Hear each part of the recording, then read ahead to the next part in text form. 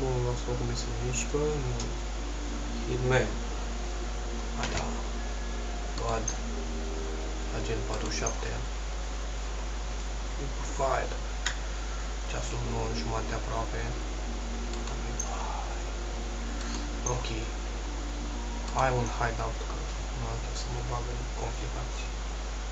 Nu mai probleme am dacă nu merg în hideout. Care să vă scuzător pentru cei novi.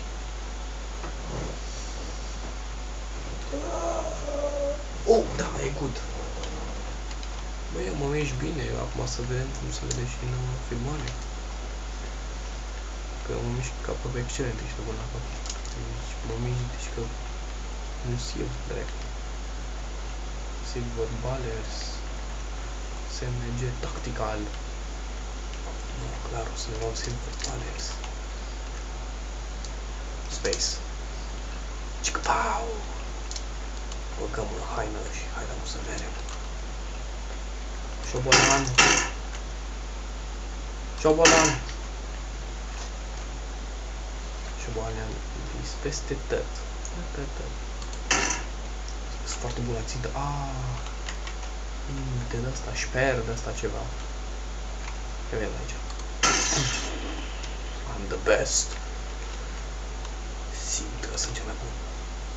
Câte poate ține asta într-o haină de să mă picioare. Deci care un întreg spațiu acolo. Un vid întreg acolo. Cine? Ia, hai, cum mere asta? Au ca dracu. Asta unde mai ține? Mamă, Mirko ține așa. Mirala și...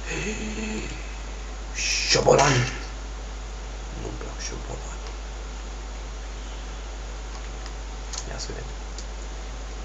SVG Tactical. Am aruncat armaia. De ce? Nu știu. Șobolan prost. Nu mai calci tu mie teritoriul. Nu știu ce am. SMG, custom, sniper, slug, bla bla bla, nu știu ce am luat tot de pe masă.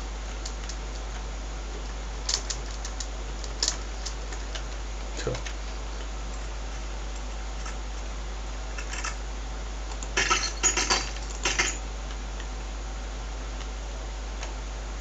Ce mai fi? Mai fi, mă, n-ascultă pe alea mea?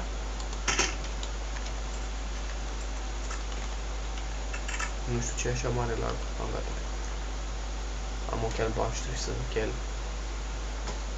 Bun, cam atât a fost.